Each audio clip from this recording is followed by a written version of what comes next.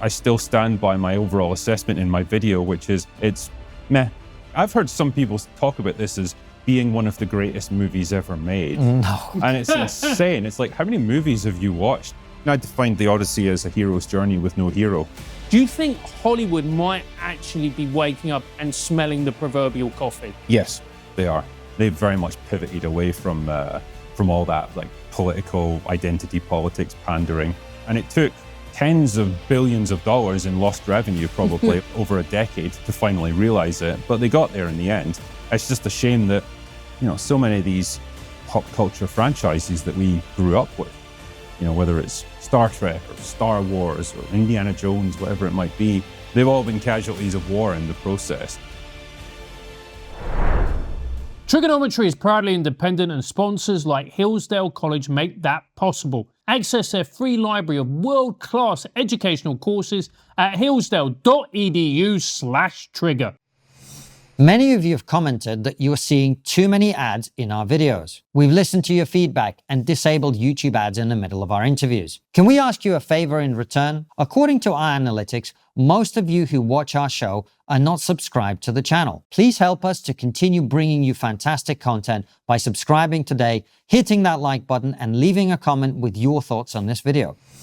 Critical Drinker, welcome back to TRIGGERnometry. Pleasure to be here again. It's great to have you, man. You're crushing it. You're really enjoying your reviews, and there's a lot to talk about. There is, yes. It's been a busy time in movies, hasn't it? It has been, which is somewhat exciting in many ways, but we'll get into all the different ones. The first thing you said when you sat down here, and I was like, well, I really enjoyed your review of the Odyssey, and you were like, I have got so much hate. I thought you gave a very balanced and fair review, which actually is what generates hate on the internet nowadays. Well, yeah, I think a lot of people won't even have bothered watching the review. They'll just assume that I hate it. And then, the reality is, I was fairly meh on the movie overall. I praised some technical aspects of it, recognized that Christopher Nolan's a very competent director. And really, my only real issue was the lack of emotional engagement and how kind of removed and cool and sterile it is. But that's just a hallmark of Christopher Nolan movies at this point. So, it's become a very contentious film, unfortunately. That's just the way it's gone. Yeah, and why do you think it is so contentious? It's probably because of the race swapping and the casting choices that they've made. Because when it was first announced, everyone was pretty enthusiastic about it, myself included. It's a Christopher Nolan movie. He did great with Oppenheimer. Now he's going to tackle the Odyssey, like one of the foundational stories of Western civilization. Fantastic. I'm sure he's going to do a great job of it. And then you see the first trailer that came out. You find out that Lupita Nyong'o is going to be playing Helen of Troy. Obviously, that's quite a change from what we know Helen of Troy to be. Elliot Page is going to be in it. The assumption at first was that they were going to be playing Achilles, which would have been really hilarious, but it wasn't that in the end. But still, it generated this crazy pushback online. I'd never seen anything like it since probably Snow White. With Rachel Zegler and all the stupid things that she was saying, that same level of vitriol was suddenly leveled at the movie. And like I say, it's not what I would have expected from a Christopher Nolan film. What was interesting to me is seeing that reaction, which, by the way, look, somewhat understandable given the sort of era of constant, inserting artificially in many cases a sort of artificial diversity into things. But actually, interestingly, watching your review is very similar to what I wrote about it, which is, yes, Helen of Troy probably didn't look like Lupita Nyong'o, and Elliot Page again, but they didn't really, that casting didn't really massively affect your experience of the movie, and mine either. No, it was one of the first things I wanted to dispel when I did my review. The both of them are in the movie for a grand total of 5 minutes. And it is like a Christopher Nolan movie, so it's 7 hours long. Exactly, yeah. And so, the focus is much more on other characters. They're very much just ancillary to the main story. And so it didn't really impact my perception of the film. Like I say, my bigger issue with it was just the lack of emotional engagement with it. Other people certainly have issues with its fidelity to the original text. That's me. Yeah. Obviously, what I've discovered as well is that there's a lot of people who've suddenly decided they're absolute experts on the Odyssey, and that that's me. Online. So again, that's another fun aspect of this. You don't know how much you really want to believe from people, but yeah, as I understand it, he has taken quite a few liberties, particularly with the characterization of Odysseus, turning him from this brave adventurer with this burning desire to get home to his family into basically a Vietnam vet with PTSD and survivor's guilt. That's a very big change to the meaning of the story. And again, people who are familiar with it took issue with it. But apparently that all just lumps everyone into the same boat of just the casting became the focal point of everything. So if you had any criticism of the movie, it had to be because of that, not anything else. So it's an interesting approach. One of the aspects I thought your review was bang on was when talking about the character of Odysseus, because in the original text, he's actually very smart, very sharp, very bright, but also very arrogant, which leads to his own not only his own downfall, but also the downfall of his men, all of whom died. But I think what's more important is the way that the industry is looking at it. And it looks like it's going to be kind of a shoo-in to do very, very well at the Oscars. Yeah. And you're thinking to yourself, well, looking at it, you're going, hey, it's not that good, is it? No. But I mean, how to describe it? I'd rather watch this 100 times over than just another piece of superhero slop or franchise, some old franchise like Star Wars or Jurassic Park getting recycled for the dozenth time, So it's taken a stab at least something a little more interesting. So I guess if I was pushed, I'd rather that succeeded than other films of lesser artistic merit. But still, it's ultimately, I found it to be a bit of a slog. It's very slow paced. It's very lacking in emotional resonance, lacking in urgency. Took a lot of liberties with the characters. Yeah, I still stand by my overall assessment in my video, which is it's meh. Didn't hate it, didn't love it. It's just in the middle. Because I think it speaks more broadly to the conversation about the quality of movie making at the moment, that it's been hyped so much. Whereas, let's say, we're all of a certain age now, a certain vintage, shall we say. If this was, I'm just going to pick a movie year at random, something like 1996, would this even have been talked about as much? Would it have been hyped as much? Would everybody be as energized? Or would it just simply be seen as just another big budget Hollywood movie, which is all right, but let's be honest, nothing special. Maxim would have given it 3 out of 5 stars. Yeah. I think the thing that always puts it into perspective for me is I do a weekly live stream, and one of the segments that we've done on that is for each year of cinema, we'll go through some of the top movies of that year, the biggest box office earners, or some of the most well-regarded films of that year. And every time we've done it, all throughout the 70s, the 80s, the 90s, you're just hit with classic after classic. And you think, my God, we were spoiled back then, absolutely spoiled. And it might be that the era we're living in now, you've essentially got what would have been considered an okay-ish film 10, 15, 20 years ago is now hailed as this all-conquering masterpiece. I've heard some people talk about this as being one of the greatest movies ever made. No. And it's insane. It's how many movies have you watched, man? But it seems like we've all kind of got woke PTSD in a way, where we had this narrative shoved down our throat for so long that Top Gun 2 comes along. And let's be honest, maybe you think differently, but I kind of think it was a 7 out of 10, solid 3 out of 5, perfectly enjoyable action movie. But people decrying it as this kind of anti-woke masterpiece, this return to form, Hollywood's back, baby, isn't it amazing, guns and all the rest of it. And you're like, really? It's literally just a normal 80s or 90s action movie. Perfectly fun, perfectly serviceable. The plot doesn't do anything particularly revolutionary. It's just a solid movie. And that, because that is so rare nowadays, it does get hailed as this, breakthrough film that no one saw coming. Whereas, like I say, if it had come out 20 years ago, people would have just said, it's okay, I guess. Perfectly fine. It's interesting that you got a lot of hate for what you said about it being mad, because to me, and you see this, like I was looking at the Kalshi odds before we started. The movie the Odyssey starts out as being like 50% chance of winning Best Picture. After it comes out, there's a significant dip, actually, and you can see that. So people are kind of going to it and recognizing it's not as good as it was built. But it's interesting you say what Francis is saying about, this great desire for Hollywood to be good again. And every time we've had you on, we've talked about Hollywood becoming a bit shit or potentially even sort of being on the way dying out. But there have been several movies since we last talked to you that I thought were really, really high caliber. For me, Nuremberg, for example. I thought that was fantastic. You gave it a meh kind of response as well. You didn't like it? I thought it was fine. I mean, I don't know. He just hates to see the good guys lose. I think, performance-wise, like, I'm not sure how close Russell Crowe is in terms of Goering, and I think maybe it takes a few historical liberties. I would have rather seen it in a wider context, but yeah, it was fine. Like, I watched it on a flight. I didn't watch it in the cinema, but I was pretty entertained by it. You kind of know where it's going ultimately, but perfectly fine movie, I think. Yeah, I thought it was, for me personally, what I found interesting about it, it was something that covered, which was obviously a big topic, and I thought it did it very well. Historically, look, this is the thing we should talk about as well. It's like you say, it took liberties with the original text of the Odyssey.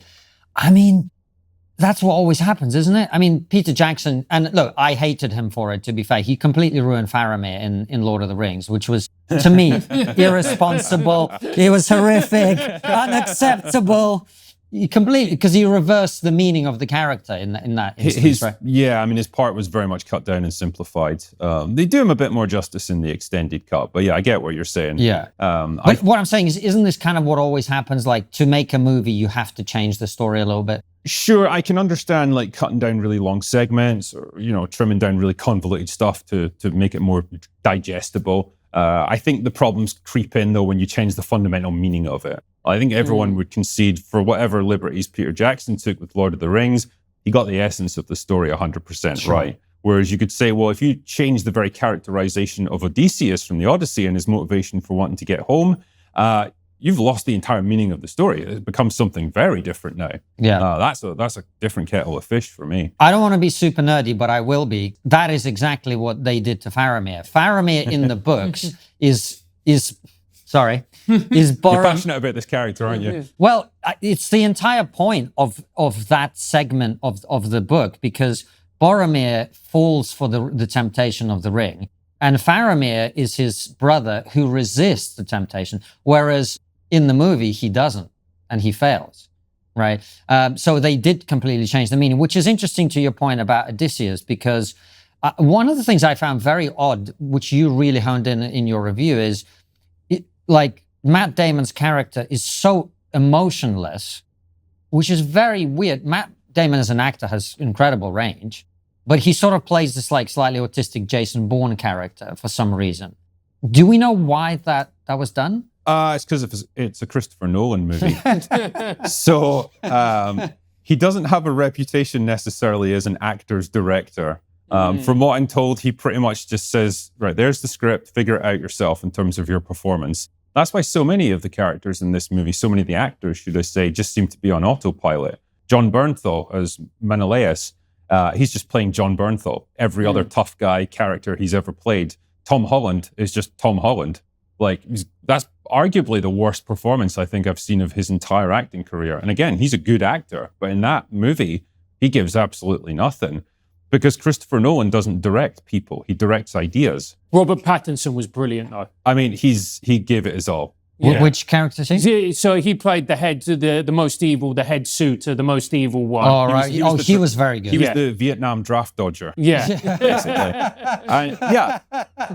He's a experienced actor. Obviously, he understood the assignment in this case and probably took it upon himself to just be, right, I'm going to be the biggest prick that I can possibly be in this movie.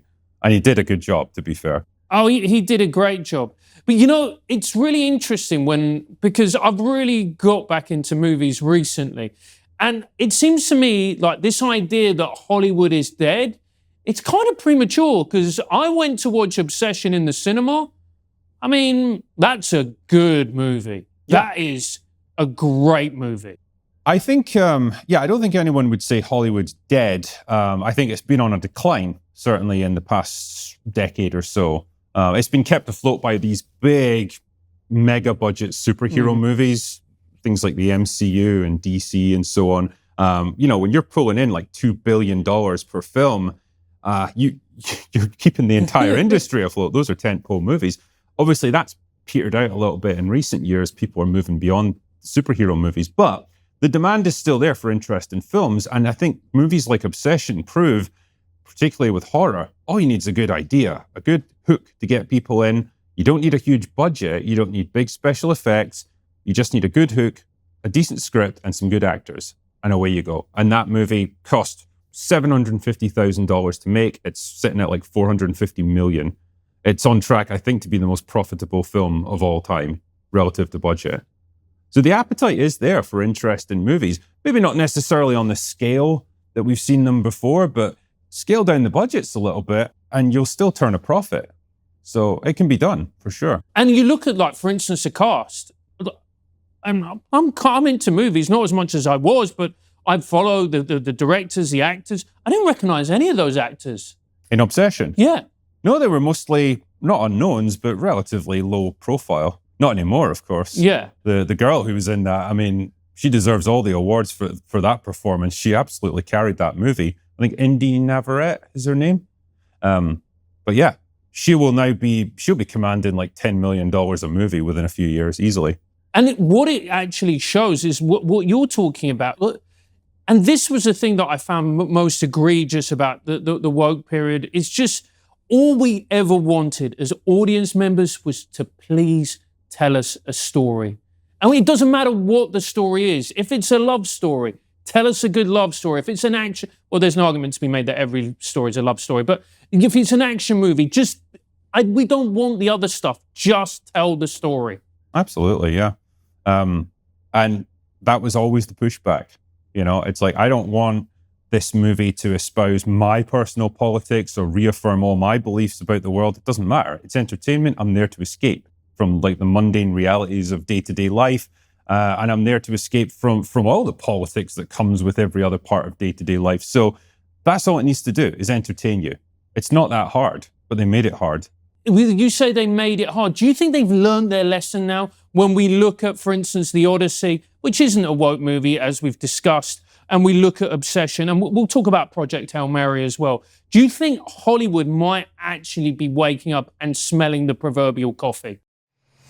You can spend 3 hours in a cinema watching Christopher Nolan's movie adaptation of the Odyssey, or you can spend that same 3 hours understanding the actual poem for free, guided by a Hillsdale College professor. Hillsdale College runs free online courses on the books that shaped the Western tradition, taught by their own faculty, using the same material their students study on campus. The newest course covers Homer's The Odyssey. Professor Benedict Wayland walks through it. Courage, loyalty, leadership, temptation, family, and what it actually means to go home. It has held an audience for close to 3,000 years. That doesn't happen by accident. The scene that changes how you read the whole thing is Calypso offering Odysseus immortality if he stays with her, and he turns it down. He picks a mortal life, an aging wife, a home that might not even want him back anymore. That's the entire argument of the book in one scene. There are more than 40 of these courses, and I couldn't recommend them more highly. Go to hillsdale.edu/trigger to enroll. It's totally free. Read the classics, study the West. That's hillsdale.edu/trigger. Yes, they are. You can see a lot of the pivots starting to happen within the bigger franchises. Like Marvel is a good example of that. They've very much pivoted away from all that like political identity politics pandering. And I think Hollywood has grudgingly learned their lesson. I think maybe they convinced themselves, probably based on things like what they see on the internet, on social media and so on, that the world was this progressive, like hard left utopia, and they needed to match that. And it didn't work out. And it took tens of billions of dollars in lost revenue, probably over a decade to finally realize it. But they got there in the end. It's just a shame that, so many of these pop culture franchises that we grew up with, whether it's Star Trek or Star Wars or Indiana Jones, whatever it might be, they've all been casualties of war in the process, and they're not really going to come back in the way that they once did. Do you think we're going to look back and go, I know you've got your criticisms of Christopher Nolan, as do I. He kind of reminds me of the guy you meet down the pub who's smart, but likes to tell you how smart he is. Do you know what I mean? You know, using words like chthonic and you know, everyday conversation. You go, did you really need to, Christopher? But are we going to look back at him, particularly with Oppenheimer, and go, like, this is a guy who maybe saved Hollywood? I mean, ultimately, as I said earlier, I would take like 10 Christopher Nolan movies over one like crappy, you know, franchise rehash, some dumb popcorn movie. Whatever criticisms I or anyone else might have of something like the Odyssey, it's still a relatively intelligent movie grappling with some pretty challenging source material. And hey, there's a lot of people now that are probably going to read the Odyssey in its original form because of this movie. It'll have piqued their interest in classic literature. So, hey, if Hollywood has to go in one direction, I'd rather it was that. Well, yeah, the only thing is, like you said earlier, and I think all of us were discussing this, you kind of put it up there with the ancient world war movies, and you go Gladiator, Troy, you know, you can throw a few others in there, but it's like, it's not even on that level. You know what I mean? And you're talking about one of the greatest directors in Hollywood history, according to some people, and one of the greatest stories in the Western canon, if you like. And it's just like 7 out of 10 at a stretch. Unlike a Gladiator, that was, you know, 10. Yeah, I mean, for me, the bar for this sort of thing is, would I want to watch it again? Right. Yeah. And so you could probably say you were flicking through the channels, you happen to catch Gladiator on. Oh, yeah. You'd probably say, yeah, I'll watch this. It's pretty good. With the Odyssey, nah. I said at the end of my review, I'll probably never watch it again and probably not really think about it again. But then you guys are asking me about it and you're making me think about it, damn it. Well, you do this for a living, comment on movies. But we wanted to touch on Project Hail Mary as well. That's another very, very popular and successful movie. Yes, absolutely. Again, when you guys talk about the lack of politics, the lack of pandering in it, great. It's a movie that's just entirely about, you know, adventure, science, friendship, just universal themes that basically anyone could watch. And you don't have to be like some hardcore science fiction nut to appreciate it. You know, it's not pitched at the same level of a Christopher Nolan movie, which is a great compromise. You know, it makes this stuff accessible and it tells just a nice, charming story, a relationship between a man and a rock, effectively, a rock monster. And yet they make that creature, Rocky, more likable, and they give him more humanity than all these like CGI Star Wars characters combined. You know, it's impressive what they did there, but yeah, pleased to see things like that successful, and I want to see more movies like that as well. Don't you think when you were watching this, I was watching Ryan Gosling's performance, and look, credit where credit's due. The way that he carries that movie, he's likable, even though he kind of plays this sort of wimpy, nerdy guy, and he looks like that. It's stretching the boundaries of credibility, shall we just say. But however, it shows the power of star quality. The fact that he carries that movie opposite a puppet. Well, you can do puppyish qualities. What movies are you watching, mate? But he has that shows the power of star quality, I guess, is the point I'm making. Sure, and you know, they're in relatively short supply these days, like actual movie stars who are box office draws. You know, there's not many of them left. Like he's risen to that sort of level now where it's like, you know, a Ryan Gosling movie, okay, that's interesting. Tom Cruise is obviously one that's a holdover from a previous generation, but he just refuses to age out. So fair enough. Crowe. Yeah, but there's very few of them nowadays. You know, again, like we're all about the same age. We grew up in like the 80s and 90s.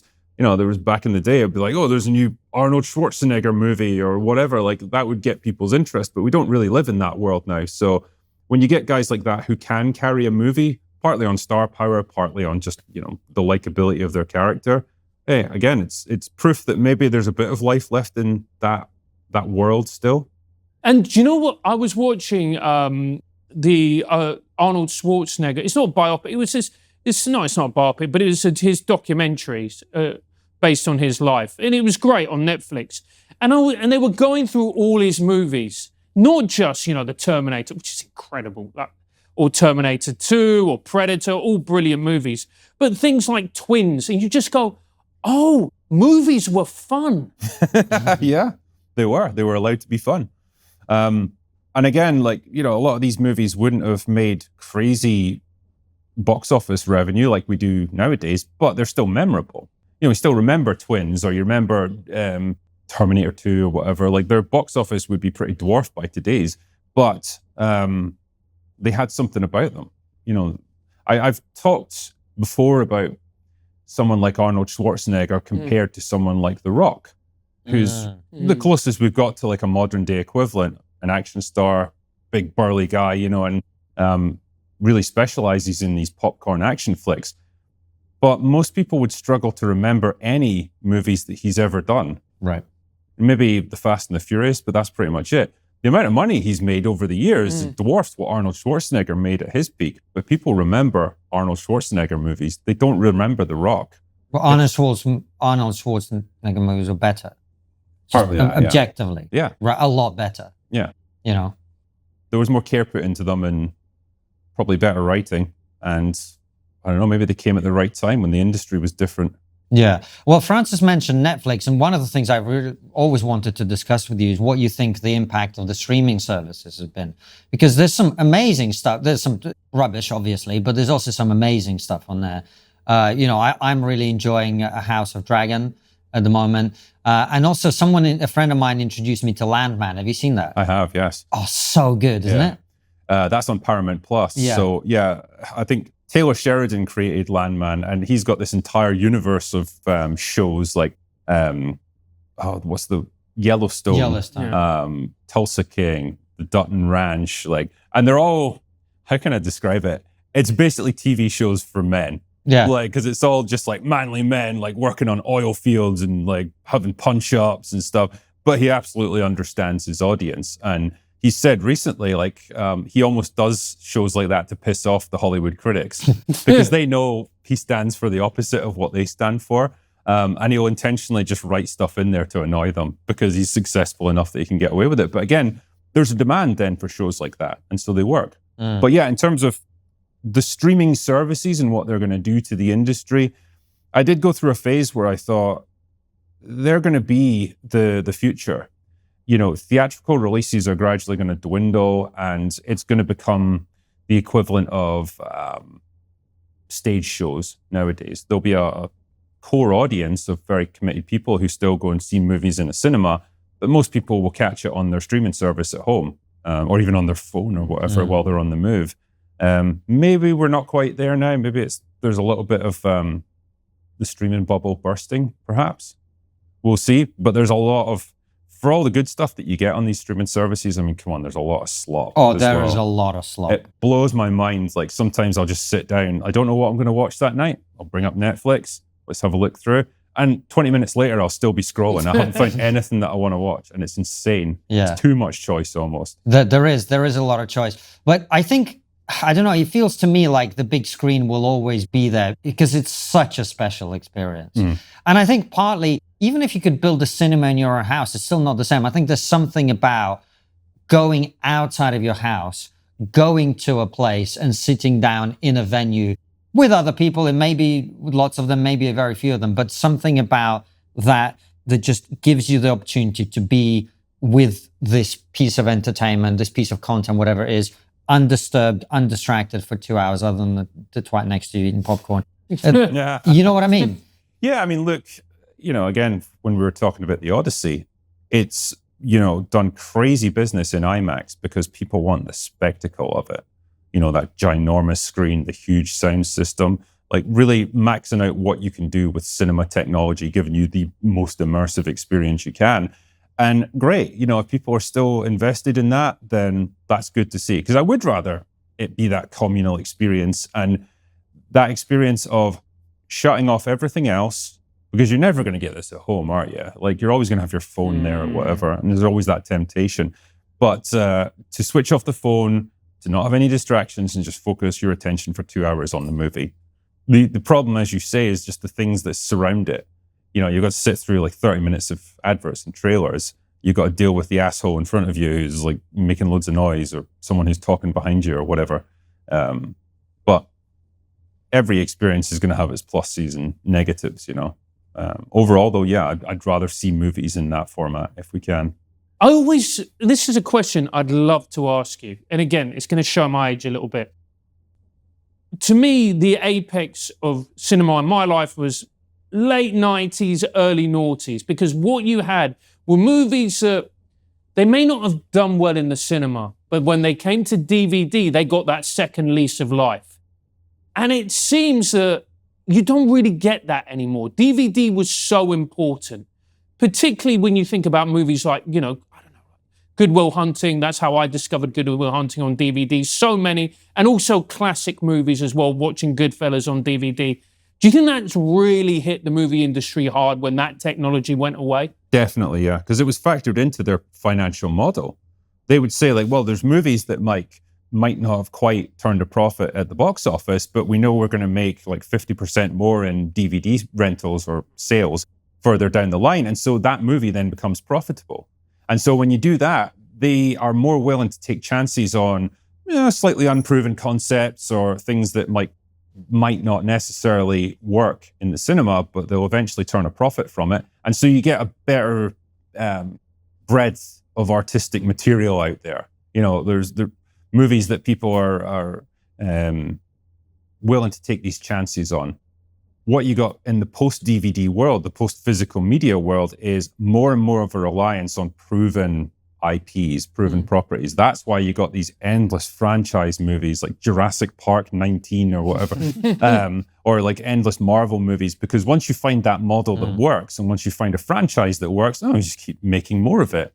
And that's why they kept raiding all these old things like, we're going to do another Indiana Jones movie, like 20 years after the last one when Harrison Ford's on a Zimmer frame. Just anything that's got like a built-in audience, because we don't have anything else except the theatrical release window. It's got to make its money there. And so it's got to be a safe bet. And that's the problem, is that there really are no safe bets in Hollywood. If you take the classic example of a movie that no one heard of, but did gangbusters, something like Dirty Dancing. Who would have predicted that Dirty Dancing, a movie about essentially a holiday romance, would become one of the most iconic movies of an entire decade? They somehow capture the cultural zeitgeist, don't they? And become part of it. And I think what you see now is like, we don't have that because there's that loss of the monoculture now. We're becoming so fragmented, like not just because there's a million different streaming services. You've got YouTube, you've got all the, online stuff that are competing for people's attention. And so that world of like, oh my God, I just went and saw this amazing movie at the cinema at the weekend, you should go and see it too. That's dwindling now. And so we don't get those shared experiences. And so less and less, these movies are becoming part of the culture and becoming memorable, which is a real shame. That's so true. And I think it's so much driven by technology. I remember as a young boy staying with my grandparents in Ukraine in the village in the summer and walking past the tiny local cinema. It would have been like a 10-seater, 15-seater, 20-seater. And there was a giant poster. I didn't speak English at the time, of Arnold Schwarzenegger, one of his movies at the time. It was in the 90s. You just, like, we now live in the era of mass customization where everything is so tailored to you that you have the exact politics that you want, the exact beverage, the exact food, the exact everything. That it's probably one of the reasons that you will never get actors who are as big as that going forward, because just not everyone is going to watch that movie because there's so much other stuff that you could watch that is going to be much more tailored to you specifically. Well, give it a bit more time. You'll be able to tailor movies to your particular tastes. Like AI will be able to rustle it up for you. You can be like, oh, give me Titanic all over again, but with a happier ending. and it'll be able to render it for you. And that's where we might end up, where people get their own customized movie experiences and there literally won't be a shared version of a film anymore. That will be quite cool though, because you can watch the same movie many times and see it go in different directions depending on choices you make. Like, that's what video games are like now. Yes. It's one of the reasons I enjoy them, because you make choices that take the story in a different direction, and it gives the thing repeatability and enjoyment. And also the participatory value of that is very engaging. I don't know about that. In my happy ending, Leonardo DiCaprio would always drown. But no, it's interesting you talk about video games there, because like that as an industry dwarfs movies in terms of revenue. It's like 10 times as much on an annual basis, and it's only getting bigger. Yeah. So, I mean, like that could well be the future of entertainment. And well, there's a reciprocal thing with that as well, because now you're seeing more and more adaptations of popular video games in cinema. You know, that was always the holy grail for them. Like back in the 90s, they would try, they would fail. Like we all seen like the Mario Brothers movie from, like, I'm still having therapy for that. But they're starting to crack it now. And like these are turning out to be very profitable. You know, like the new Mario movie or the Sonic movies or whatever. Oh, yeah, the Minecraft movies were huge. Yeah. Is there a Fortnite movie? I imagine there should be. Probably, yeah. Probably. There's definitely a Halo one. Yes. Right. The TV show, yeah. The TV show. I watched a few episodes of that. It was decent. Well, speaking of which, there used to be a video game way back when called Dune, which reminds me of Dune, the Dune movies. What did you make of those? The Dune movies? Yeah. They were great. I mean, good sci-fi. The second one especially felt like an event movie. Like there was something really, significant going on there. I think it was a great adaptation of the book. I read the book like when I was a teenager, so like some of the scenes they nailed pretty well, and pretty challenging world to render into movie format. Obviously, Lynch tried it back in the 80s, and that was not so much. I'm weirdly ambivalent about the third one, though. I don't know. Like, I feel like the third one is going to be Chani was right about everything, and Paul needs to get punished for it. So we'll see what comes of that. But weirdly, it's another Zendaya movie this year. Yeah, like, we can't get away from her. Do you know, I'd love to talk about this with you. So I've got a theory as to why Hollywood isn't as good as it used to be. Okay. It's the death of the shagger.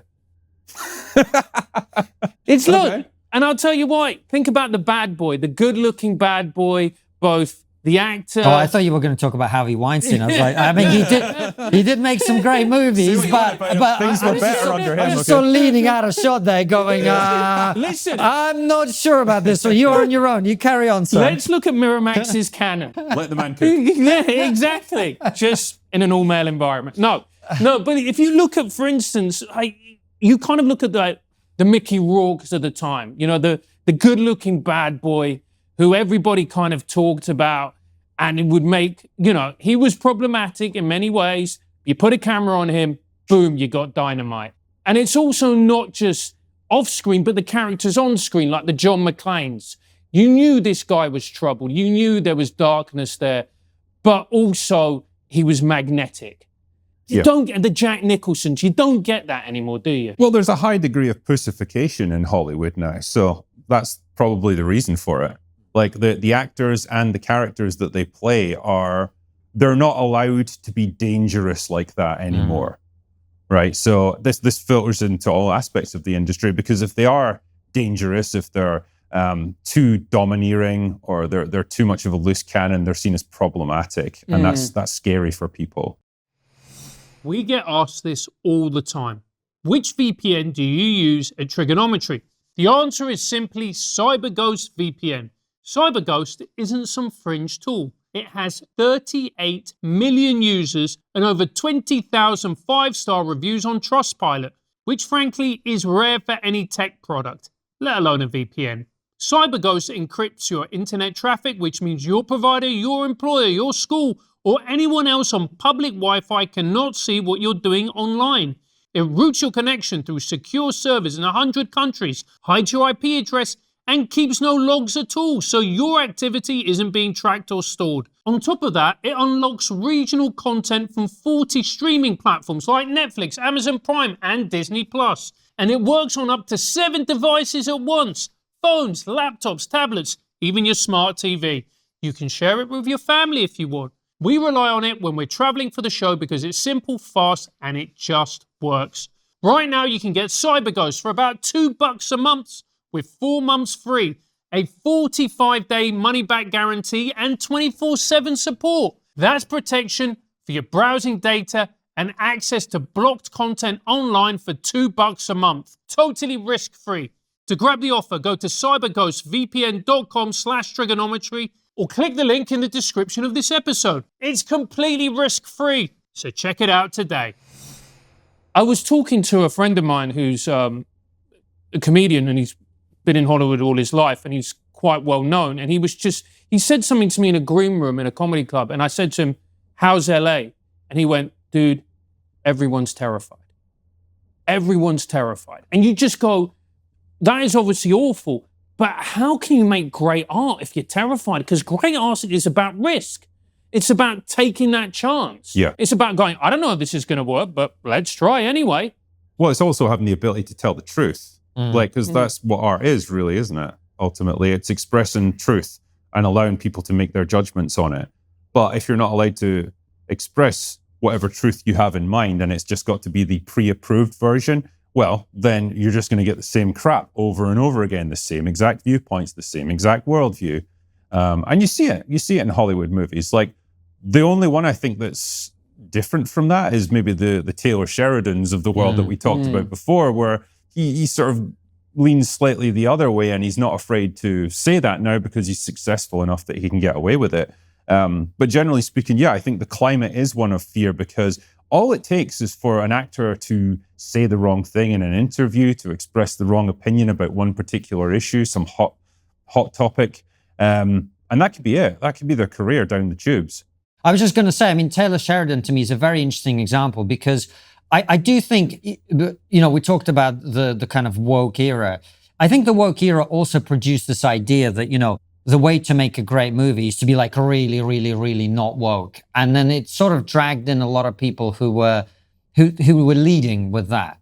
Whereas Taylor Sheridan is clearly very good. I mean, did he also direct 1923 and was it 1887, the prequels? Those, just purely from an artistic point of view, are incredible. For me, way better than Yellowstone, which I actually wasn't that much of a fan of. But those two prequels are really, really high quality. And that's kind of where I always wanted it to go. I didn't want a woke movie, because it's annoying. I also didn't want an anti-woke movie or something that's expressly political. Yeah. I see this on my videos occasionally, where I might be criticizing some movie, whatever, that's not woke by any normal measure. And so sometimes people will say, like, well, it's not woke. I mean, what do you want? And I'm like, well, I want a good movie as well.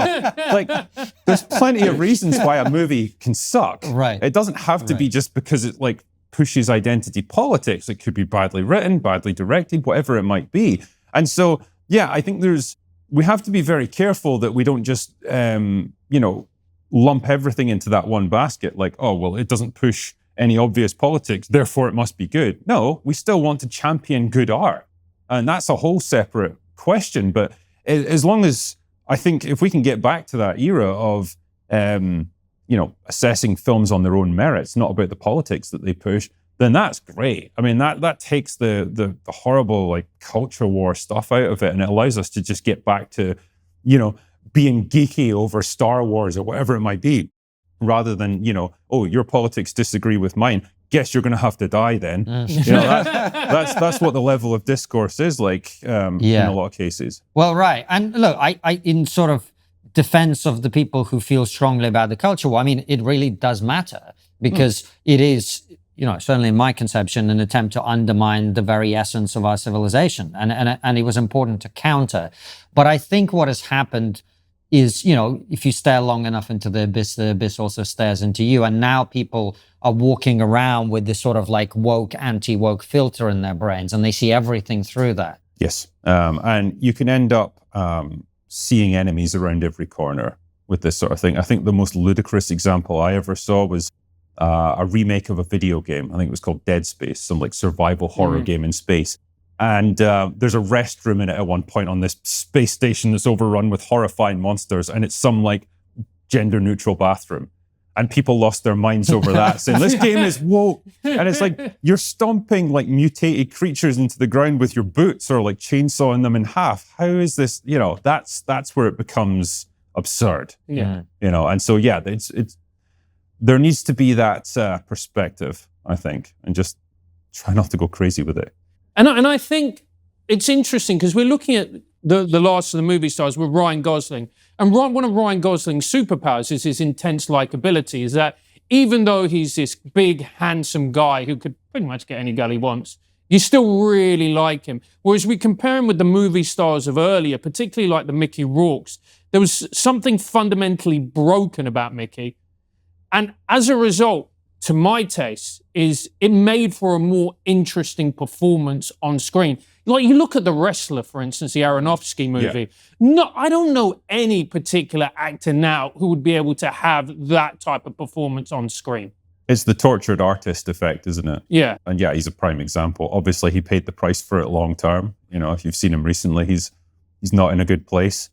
But I think, generally speaking, yeah, like you kind of expect a certain intensity from your artists, you know, over and above like big popcorn movies or whatever. But the people who are creating more serious films, they should have that balance of light and dark in them, whether it's trauma, whether it's inspiration or drive, whatever it might be.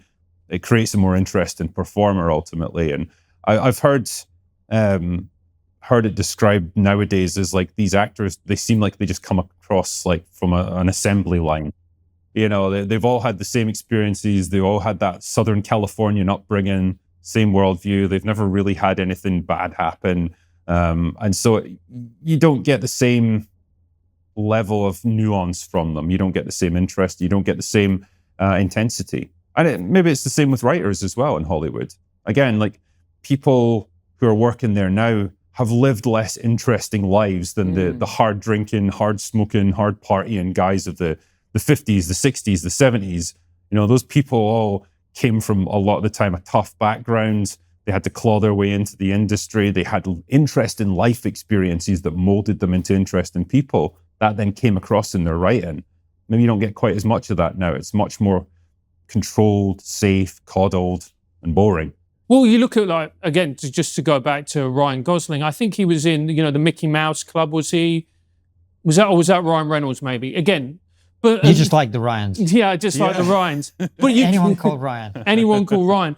But if you look at like the Steve McQueen's, for instance, like you look at Steve McQueen's journey, how he started out. I mean, he was in, I think he was in a care home for kids. And then when he left, and then he did a variety of jobs and slowly made his way. But that bled onto the screen. It gave an authenticity that, for me, nobody is able to match that. No, it's the same with guys like Kirk Douglas or Charles Bronson. Like these guys all came from tough backgrounds and went through all kinds of deprivations in their childhood to eventually like claw their way into an industry that wouldn't accept them necessarily, but they forced it to. And you don't get so much of that nowadays. They're manufactured now. And I guess to me, that's a real problem, because ultimately, and again, you could argue this is a taste thing, it creates a less interesting and compelling story, because I like nice people. I like nice people. Nice people are nice to work with and nice to hang around with and whatever else. Do I want to see a nice person on screen? Do I want to listen to a nice person's album? Not particularly. Yeah. It's the same with, what would I compare it to? So, you know that new TV show that's been out for a few years now, The Rings of Power on Amazon, right? That's their adaptation of The Lord of the Rings, all that, the Tolkien lore and so on. You compare the actors that you see on that, they're all very like soft, very amiable. Like they look like they just want to wear a nice cozy jumper, you know, and have a cup of cocoa. Compare that with like the Lord of the Rings from 25 years ago. You had guys like Viggo Mortensen and Sean Bean. Like those guys look like you could just dump them in the wilderness and they would survive no problem. You know, they had a different upbringing, different experiences, but it molded into much more interesting people, not just in their performances, but how they look, how they carry themselves, the confidence they have. And we're just kind of losing that, I think, now in cinema. And that's, to me, the real problem, because, again, but I just don't think nice people create great art, if I'm being honest. You look at, you know, people go, for instance, Picasso, and they'll go, oh, Picasso was like this and he was problematic, or any other type of artist. And I just go, yes, but what did they create? What would you rather go to? A nice person who creates art that's, or would you rather go and see a great artist who, let's be fair, may be a bit of a cunt? Yeah. So basically what you're saying is you want to see actors suffer more. But you know, you read about the Kubricks of this world. I don't think being an actor on a Kubrick set was particularly enjoyable or fun. Yeah. Having said that, being evil doesn't make you a great artist. No, Hitler would be a good example of that. Yeah.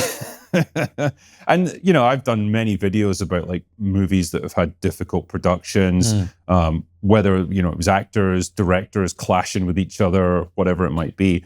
And sometimes it results in great art or great movies. Like, you know, James Cameron is a notoriously hard-driving director. Stanley Kubrick, obviously. Other times you end up with complete garbage at the end of it, like The Island of Dr. Moreau. So obviously there needs to be talent behind it all. But yeah, as you say, a bit of friction is necessary, I think, to create something really good and memorable. Speaking of challenging production, you reminded me, we went to the premiere of The Rise of Merlin. Have you seen that?